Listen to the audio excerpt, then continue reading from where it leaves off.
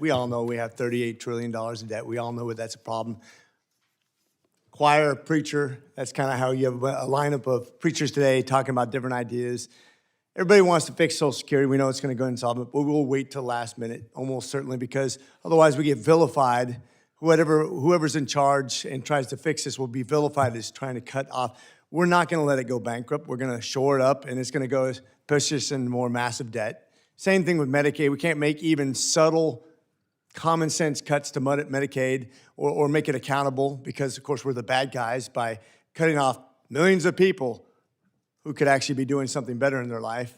But we're vilified for that. Same thing with Medicare. We've, despite our best efforts, all of our considerations to do the right thing have always been thwarted by people who want to buy votes with other people's money. But I have a great idea that I think can be bipartisan and that's common sense, where people have control of their own destiny, even inside of the federal bureaucracy, which I think everybody can get behind. I think everybody here is a potential co-sponsor. And this is the Incentivize Savings Act. This is something that was a brainchild of 30 years ago when I was in the military as a logistics officer for my squadron. I got to the end of my fiscal year, and just like everybody else, I save about 10% of my budget for emergency funding. And then at the end of the year, if I don't spend that, I'm penalized.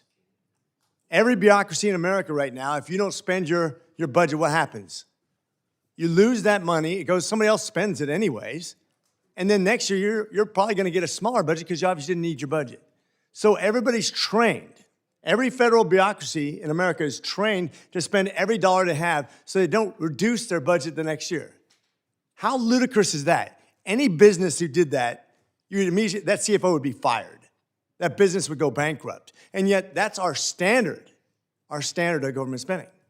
The Incentivized Savings Act turns that on its head. When I brought it up to the speaker, his first reaction was, that sounds too good to be true. His next reaction was, why haven't we done this before? Then his next reaction was, go run that by Cole and the Cardinals and see if it's even doable. When they said yes, I knew we were onto something. I brought up with Mr. Arrington, I know you're a true fiscal conservative. I know both of you. And by the way, these are all my friends here in this room. And this is something where you get to self-govern, where you have a government agency, when you get to the end of the fiscal year and you say, gosh, I have money left over, instead of being incentivized through a stick, being punished for not spending your money, you actually get rewarded. It's simply put, 49% of the money that you don't spend goes to next year's budget. You actually get a bigger budget. You're rewarded by getting a bigger budget next year. 49% goes back to debt and deficit. But nobody can criticize you because you're in charge of your own department. If you don't want to do that, you don't have to. I'm not going to punish you, but I'm going to incentivize you to do it, to save the American public some money and also increase your budget next year so you can get that line item you couldn't afford this year. 2 carrots, and if that's not good enough, we're going to swing it up a little bit more. We're going to give you 2% left over as bonuses, retention bonuses to that department up to 10% of your salary.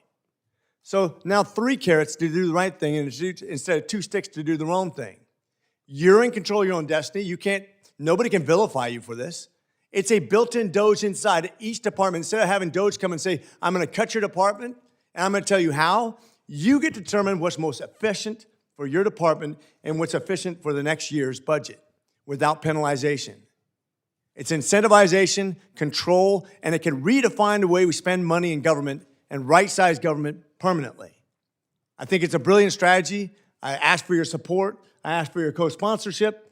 I want to get this bill passed before we lose this opportunity, because once we're gone, so is the idea. Well, thank you, Mr. McCormick. It sounds like a really interesting idea. I personally haven't spent a lot of time looking at that, but I certainly will, because, I mean, we all know the budget process is broken. We need to look at reforms of that process, and this sounds like a really interesting idea, so we appreciate you sharing it with us. Mr. Chairman, how can you not get excited? I mean, think about it, Chuck. These guys are coming from all over our conference, various committees, various parts of the country. We're going to save our country, and we're going to do it with the people that have graced the witness table today and the people who've showed up here, by the way, all Republicans. We're going to need our Democrat colleagues. The budget process is just a set of incentives, and as Peter Drucker, the father of the science of management, said, Incentives drive behavior. If you cannot do a budget and not pay for it, that means meaning no consequence. Guess what? We'll take the easy path of least resistance. But if you say no budget, no recess, can't go home, I bet you we get a budget done.